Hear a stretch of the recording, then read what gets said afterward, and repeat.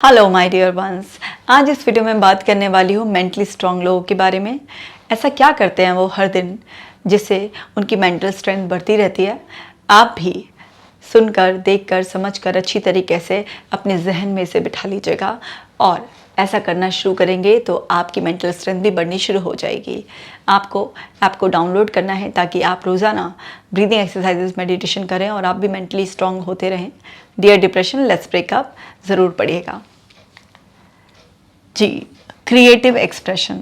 जो भी mentally strong लोग होते हैं वो क्रिएटिव वे में कुछ ना कुछ अपनी फीलिंग्स को एक्सप्रेस करते हैं, किसी भी तरीके से कुछ भी ड्रॉ कर कर, नेचर में किसी भी तरीके की क्रिएटिविटी दिखाकर, क्योंकि क्रिएटिव वे में अपना एक्सप्रेशन, अब वो कुछ भी हो सकता है, जैसे अपने रूम को रीअरेंज करना हो, या जैसे अभी मैंने बताया कुछ ड्रॉ करना हो, या किसी भी तरीके से अपने मूड का एक्सप्रेशन करना हो, अपनी ड्रेसिंग सेंस को चेंज करना हो, किसी भी वे में अपनी फीलिंग्स को एक्सप्रेस करते हैं। तो जब आप रोज़ाना क्रिएटिव वे में कुछ ना कुछ एक्सप्रेस करते रहते हैं तो उससे आपको अपना एनवायरनमेंट भी बहुत अच्छा लगता है और आपके अंदर वो सब चीज़ें रिलीज़ होती रहती हैं, जो भी आपके अंदर इमोशंस आ रहे हैं। तो उन इमोशंस को सही तरीके से रिलीज़ करना एक आर्ट है। इसी तरीके से लिमिटिंग सोशल मीडिया यूजेस। ऐसा नहीं है कि बिल्कुल सोशल मीडिया यूज़ नहीं करना है, कर सकते हैं आप अगर आपका सेल्फ कंट्रोल अच्छा है, लेकिन उसको लिमिट ज़रूर करना है। एक टाइम सेट कर लेना है कि किस टाइम पर जब आप फ्री होते हैं और आपका कोई भी इंपॉर्टेंट काम सफ़र नहीं होता है, उस टाइम पर आप लिमिट में अपना सोशल मीडिया यूज़ कर सकते हैं, क्योंकि मेंटली स्ट्रांग लोग ऐसा ही करते हैं।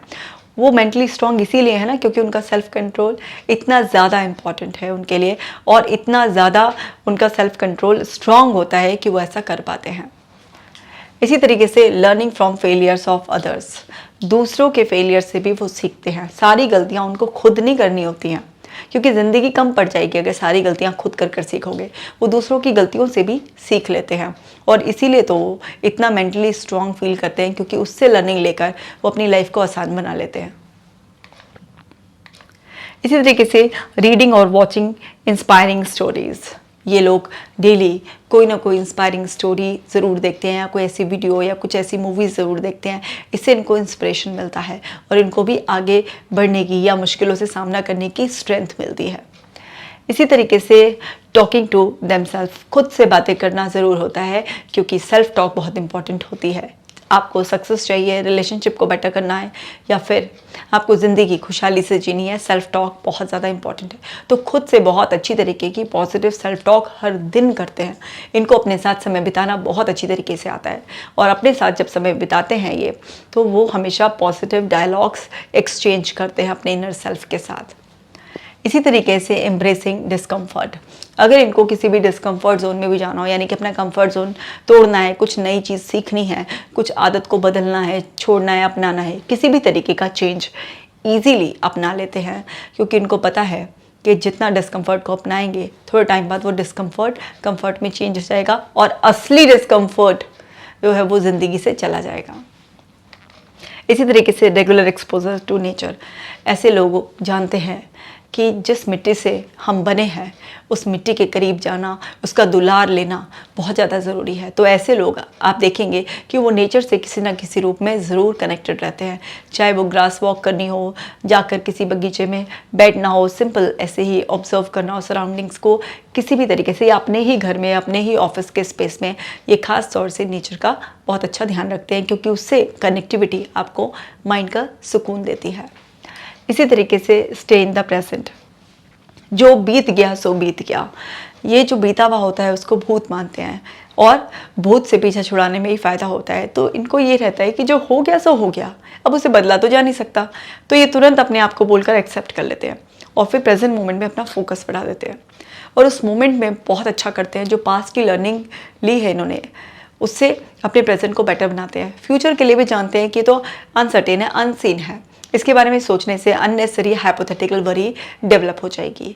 तो फिर वो क्या सोचते हैं कि पास्ट में और फ्यूचर में घूमना बहुत ही बेकार है। प्रेजेंट को अच्छे से जिएंगे तो प्रेजेंट से ही जो पास्ट बनेगा वो भी खूबसूरत बनेगा, और जो फ्यूचर आएगा वो भी खूबसूरती लेकर ही आएगा। तो इसलिए ये with a choice present moment में रहते हैं। इसी तरीके से using humour as a coping mechanism. हर इंसान है कभी कभी हर्ट फील करता है ना। जैसे आपने देखा भी होगा ना कि अगर आप कहीं पर फिसल जाओ तो दूसरे लोग हंसने लगते हैं, लेकिन एक फिसलने के बाद अगर आप खुद ही हंसने लग जाओ उस टाइम आप पे कोई नहीं हंसता ऐसे, उस टाइम आपको बुरा भी नहीं लगता अगर साथ में कोई हंस भी रहा हो तो चलो।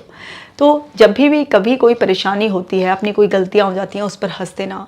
कभी भी आप हैवी फील कर रहे हैं तो उसमें कोई ह्यूमर ऐड कर कर कुछ मुस्कुरा देना, है ना, कुछ ऐसे लाइट सरकाज़्म ऐसे यूज़ कर लेना अपने लिए या सिचुएशंस के लिए, उससे सब लाइट फील होते हैं। तो उससे ये लोग बहुत जल्दी उस फेज से बाहर आ जाते हैं। तो ये इस तरीके का ह्यूमर यूज़ करते रहते हैं, चाहे वो किसी से कम्युनिकेट कर रहे हो तब, अकेले में हो तब, इंटरनल डायलॉग्स और एक्सटर्नल दोनों में ये टेक्निक यूज़ करते हैं और स्ट्रॉन्ग बने रहते हैं।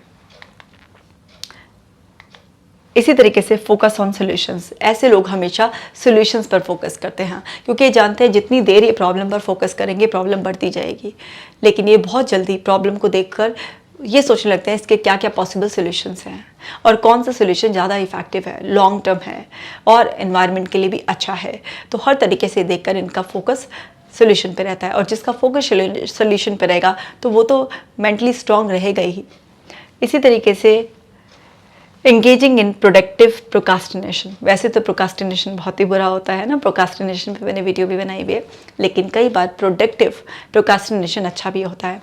यानी कि आप विद कॉन्शियस चॉइस समय ले रहे हैं किसी चीज़ के लिए और डीपली सोचने के लिए, कुछ बड़ा प्लान करने के लिए, रिसोर्सेज को इकट्ठा करने के लिए, तो प्रोडक्टिव प्रोकास्टिनेशन ये करते हैं। यानी कि जहाँ पर ये माइंडफुल है कि अभी मैं अपनी चॉइस से इस काम को थोड़ा डिले कराऊँ, और वो भी एक टाइमलाइन सेट कर कर कि मुझे इस टाइम तक इस काम को करना है, और क्यों मैं टाल रहा हूँ वो भी इनको वाई भी क्लियर होता है, और फिर उसके बीच में ये एक्शंस लेते रहते हैं। लेकिन प्रोडक्टिव प्रोकास्टिनेशन और सिंपल प्रोकास्टिनेशन जो इंसान करता है तो वो उस गैप में क्या करता है, कोई एक्शन नहीं लेता, लेजी रहता है। लेकिन प्रोडक्टिव प्रोकास्टिनेशन में क्या होता है कि उस गैप में जो आपने लिया है, अपने लिए स्पेस लिया है, उसमें आप लगातार एक्टिव रहते हैं और एक्शन लेते रहते हैं उस गोल की तरफ जिसको आपको कुछ टाइम बाद अचीव करना है। तो इसीलिए ये लोग मेंटली स्ट्रांग रहते हैं। ऐसे ही एक्सेप्ट इम्परफेक्शन, ऐसे लोग जानते हैं कि परफेक्शन एक इल्यूशन है। आप कितना भी परफेक्ट करने की कोशिश करोगे, कितना भी अपने आप को ओवरबर्डन कर लोगे, लेकिन कहीं ना कुछ कमी रह जाएगी, आपको नहीं दिखाएगी तो दूसरों को दिखाई देगी। तो ये जानते हैं कि परफेक्शन एक छलावा है, तो ये इम्परफेक्शन को भी ब्यूटीफुल मानते हैं और उसको भी एक्सेप्ट करते हैं। इसका मतलब ये नहीं कि केयरलेस होते हैं या हर चीज़ को आधा अधूरा छोड़ दिया, नहीं, लेकिन इतना वो नहीं होता कि परफेक्शन का ऑब्सेशन। आप जानते हैं ना कि एक ओसीडी जो प्रॉब्लम है उसमें एक परफेक्शनिस्ट एटीट्यूड की वजह से भी बहुत सारे ऑब्सेशंस डेवलप होते हैं। तो ये ऑब्सेशन के लेवल तक परफेक्शन में बिलीव नहीं करते हैं, ये अपनी बेस्ट नॉलेज में अच्छे से अच्छा करने का विश्वास रखते हैं, लेकिन अगर एरिया ऑफ इम्प्रूवमेंट है तो उसका स्कोप छोड़ देते हैं और लेटर ऑन मॉडिफिकेशन करते रहते हैं। आगे देखिए, प्रैक्टिस सेल्फ कंपैशन, अपने लिए बहुत कंपैशनेट होते हैं ना, कब अपने आप को पैम्परिंग चाहिए, कब अपने आप को रेस्ट चाहिए, किस तरीके से अपने आप को आगे बढ़ाना है, हर चीज़ में अपने आप को बहुत अच्छे से डीपली समझते हैं और अपना खास ख्याल रखते हैं, अपने आप को दुलार करते हैं, अपने आप को अप्रिशिएट करते हैं, अपने लिए हार्ड होने की बजाय अपने आप को सॉफ्ट होकर और अपनी गलतियों को भी माफ़ कर देते हैं। अब एक पर्सन सेल्फ इतना कंपैशनेट होगा तो वो इंसान तो मेंटली स्ट्रांग होगा ही होगा। इसी तरीके से विजुअलाइजिंग सक्सेस, ऐसे लोग जानते हैं कि इमेजिनेशन और रियलिटी दोनों हमारे माइंड के लिए एक ही है। हमारा सबकॉन्शियस माइंड जो भी कुछ अंदर अंदर इमेजिन करता है, विजुअलाइज करते हैं हम उस चीज़ को, उसके लिए हमारा माइंड सेट हो जाता है, और जब हमारा एक बार माइंड सेट हो जाता है तो हम एक्शंस लेते हैं, और जब हम राइट माइंडसेट के साथ राइट डायरेक्शन में एक्शन लेते हैं तो हमारे पास हर चीज़ के लिए सही समय पर अच्छे अचीवमेंट्स आते हैं और जो इनको और मेंटल स्ट्रेंथ देते हैं। तो ये अपनी सक्सेस को, अपने गोल्स को विजुअलाइज करते हैं ताकि इनको माइंड के लेवल पर क्लैरिटी आए और उनका माइंड सेट हो जाए। इसी तरीके से practising random act of kindness, ये लोग कभी भी किसी के लिए कुछ भी एक्ट ऑफ काइंडनेस करने में बिलीव करते हैं, चाहे वो किसी भी इंसान को किसी भी तरीके से मॉनेटरी या फिर कोई भी किसी का किसी से कनेक्शन जोड़कर हेल्प करना हो, किसी भी वे में जो ये कर सकते हैं वो ज़रूर कर देते हैं। और बहुत रैंडम, कई बार खुद ही ऑब्जर्व कर लेंगे कि किसी को हेल्प की ज़रूरत है और फिर उसको हेल्प दे देंगे ये। तो इस तरीके से चाहे ये रोड पर जा रहे हो या अपने ऑफिस में हो या घर में हो, कहीं पर भी कोई भी रैंडम एक्ट ऑफ काइंडनेस करते रहते हैं, क्योंकि ये जानते हैं उससे जो सेंस ऑफ सेटिस्फैक्शन मिलता है, जो अंदर तक संतुष्टि, अंतरात्मा तक तृप्ति मिलती है, वो अनमोल है। वो इस अनमोल फीलिंग को लेने के लिए अपने आप को हमेशा रेडी रखते हैं।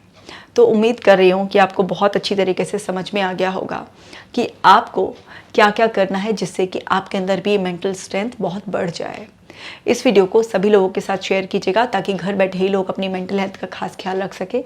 मैं मिलूंगी आपसे नेक्स्ट वीडियो में। आप अपना खास ख्याल रखिएगा।